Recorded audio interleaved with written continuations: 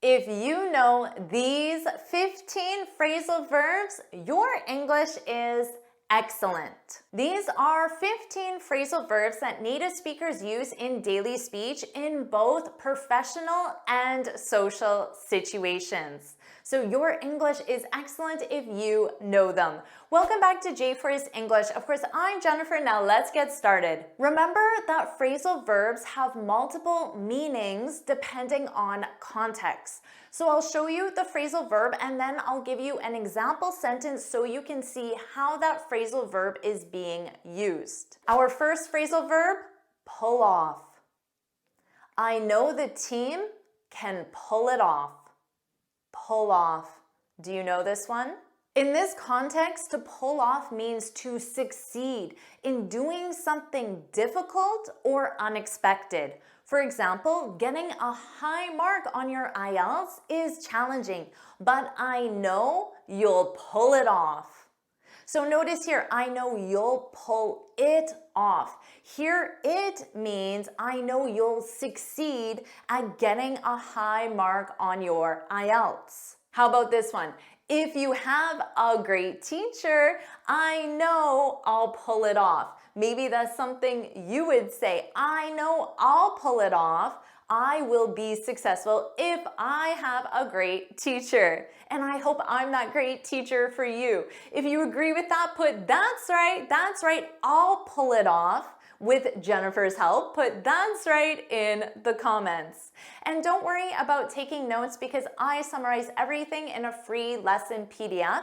You can find the link in the description. Now let's listen to some real world examples using this phrasal verb. Is it something you really managed to pull off, or does the Middle East really still have us kind of sucked in?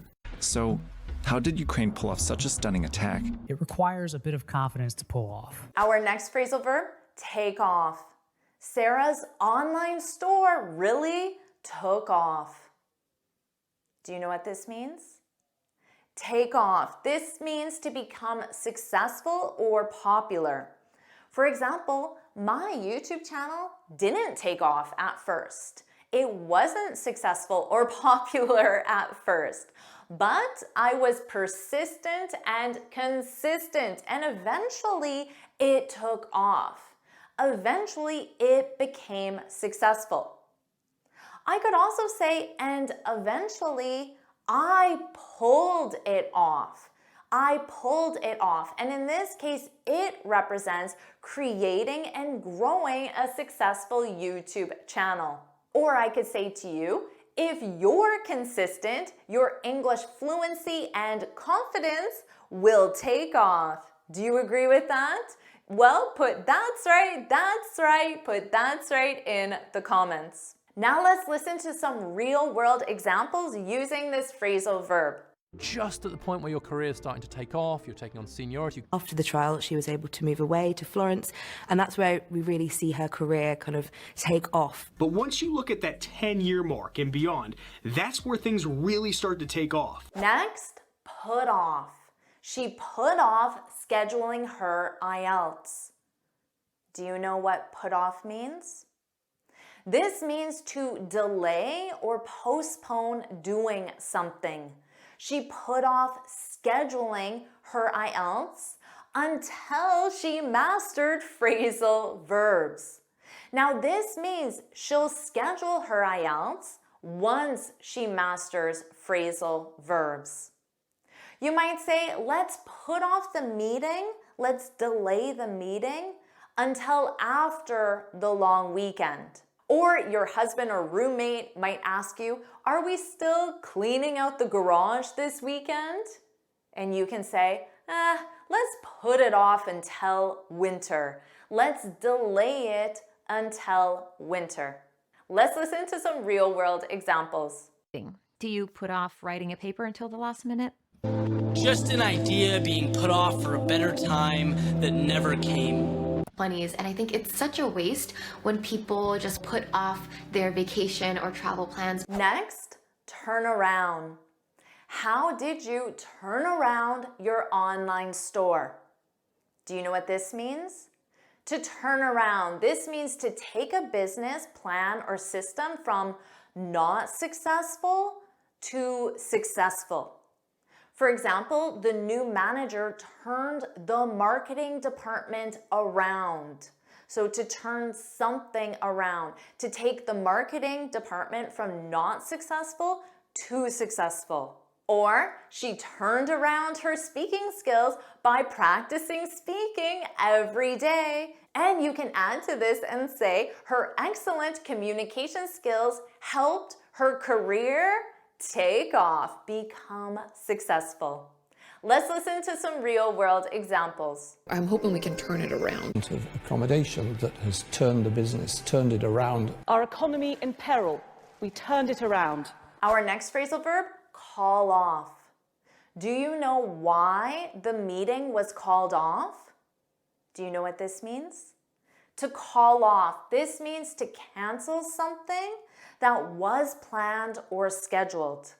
For example, the company had to call off the conference, cancel the conference because of the hurricane. Now let's compare this sentence to one with put off. Remember, put off means delay. The company had to put off the conference because of the hurricane. Do you know the difference between these two sentences? In the first example with call off, the conference will not happen. It is canceled. But in the second example with put off, the conference will happen, but at a later date. Or you could say she called off her birthday party when she got sick. She canceled it. She didn't put it off, she called it off. Let's listen to some real-world examples. Jihadist violence, they began to receive threats to call off their events.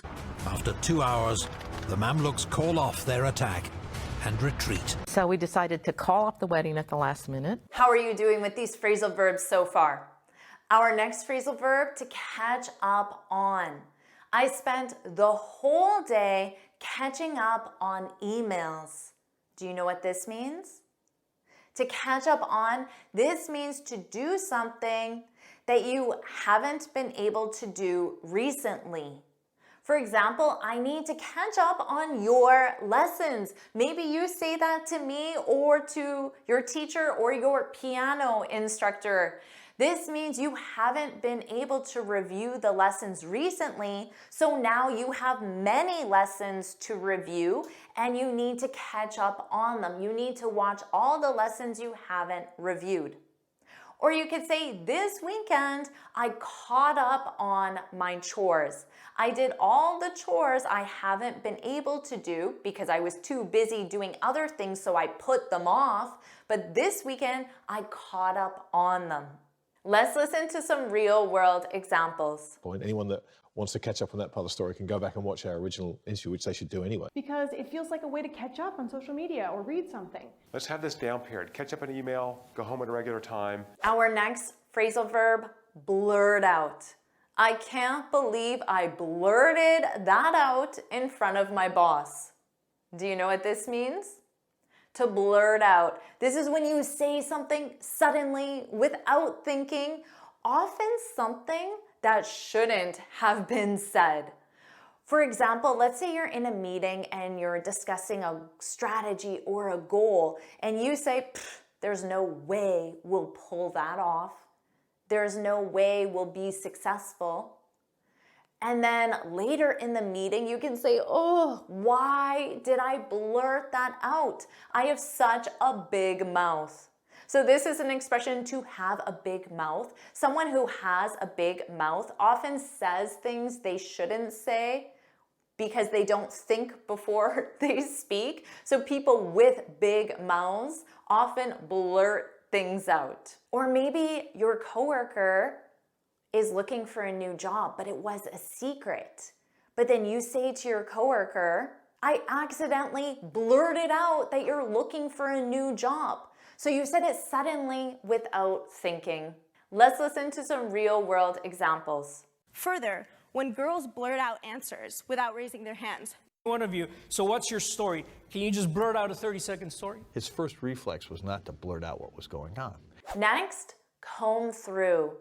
Do you have time to comb through this report? Do you know what this means? To comb through. And notice that B is silent. Comb. Comb through. This means to analyze or review something carefully and completely. Before you submit your CV, you should comb through it to make sure there are no errors. That's always good advice. Or, I combed through this entire textbook to prepare for my IELTS. You reviewed it entirely and completely. She spent the whole afternoon combing through old family photos to create a scrapbook. Let's listen to some real-world examples. Help NASA kind of comb through our data. So I went back to my staff, let's comb through this. Go comb through their website. Next, skim through. I only had enough time to skim through the report. Do you know what this means? To skim through. This means to review something quickly without going into detail. So you can think of it as the opposite of comb through. For example, the consultant has an impressive background, but I only skimmed through his proposal. I didn't read it fully. She skimmed through the recipe to make sure she had all the ingredients. So she looked at it quickly, not fully. Let's listen to some real-world examples. Can't sort of skim through it. And I'm just going to skim through, hit a couple of the highlights. Read the class syllabus, skim through textbooks, and review all the materials. Next, gloss over. The consultant glossed over the budget increase. Do you know what this means? To gloss over, this means to briefly mention something without going into detail. And you do this often to avoid discussing it thoroughly. For example, the manager glossed over the consultant's rude comment. So how could he gloss over this rude comment?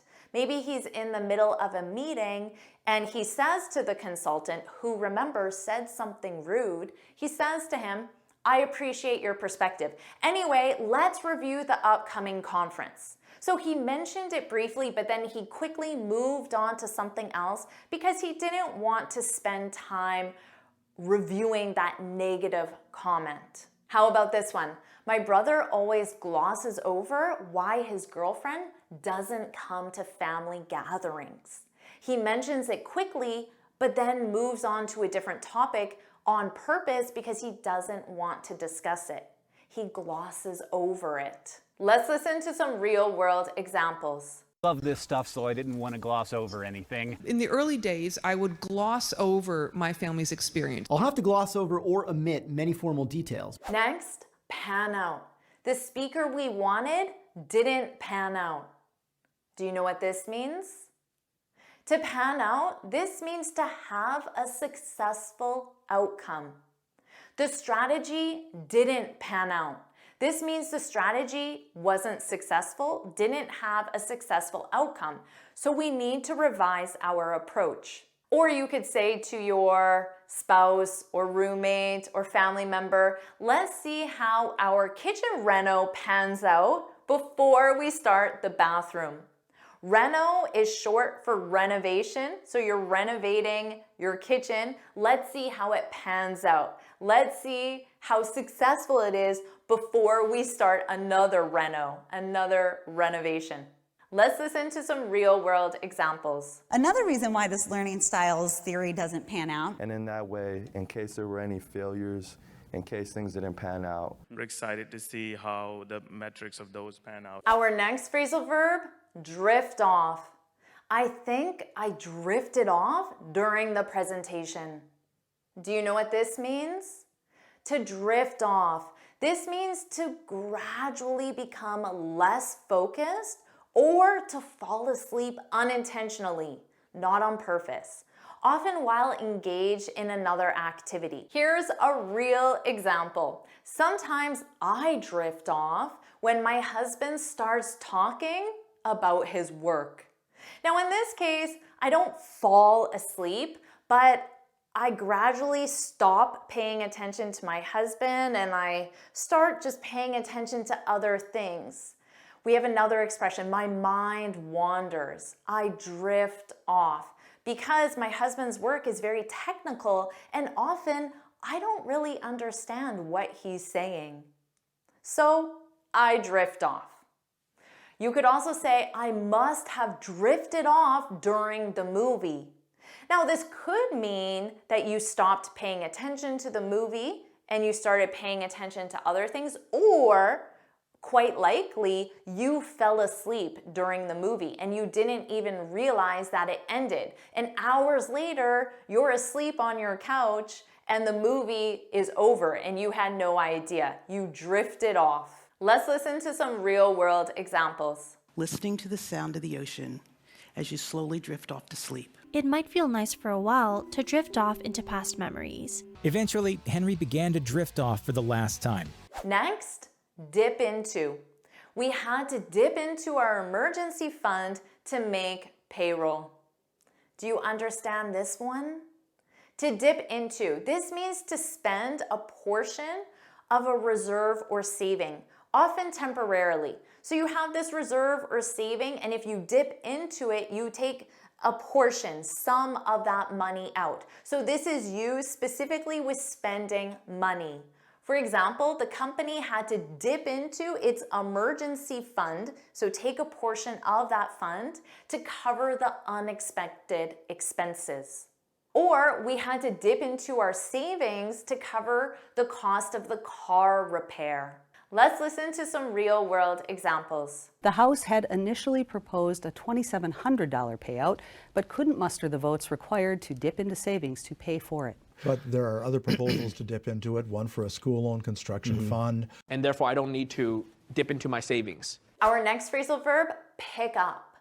I pick up a lot of English expressions by watching TV. Do you know what this means? In this context, pick up means to learn something informally or casually, often through exposure rather than instruction. So right now, you're not picking up these phrasal verbs. I'm teaching them to you. This is formal instruction. But if you're watching a TV show and you hear the speaker say a phrasal verb in speech and you learn the meaning of that phrasal verb from that TV show, you just picked up that phrasal verb, which is a great way to learn. Or maybe you have a great skill, you know how to code, and someone asks you, did you take coding classes? And you say, no, I just picked it up over the years. So you were exposed to coding and you just learned it gradually from being exposed to it. You didn't take formal classes or have formal instruction.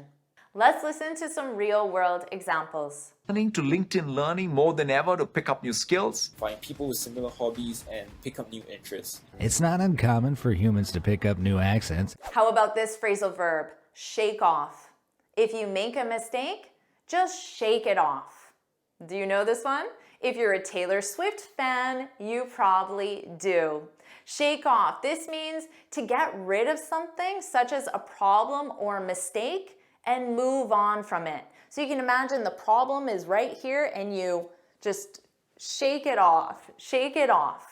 This is commonly used in sports. The coach might say to the team, we're down 3 points, which means we're losing by 3 points. We're down 3 points. We need to shake it off and play better than ever. So this means not let the fact that we're losing affect us. We need to forget about it and play better than ever. Or you could say, I know I made a few grammar mistakes during my spoken exam, but I just shook them off and I passed, which is a great reminder that you can make mistakes and still pull it off, still be successful. And they shake off criticism with a flip of the wig. So my challenge is that we share and we shake off those narratives. It had developed a reputation as the king of knockoffs, and it couldn't shake the reputation of being a copycat.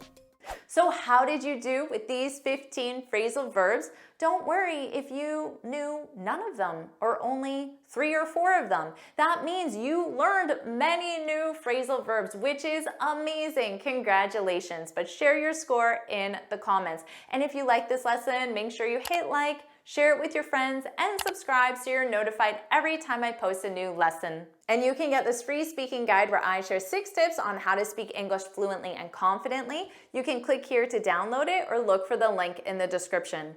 And you can test your vocabulary with 15 more words right now.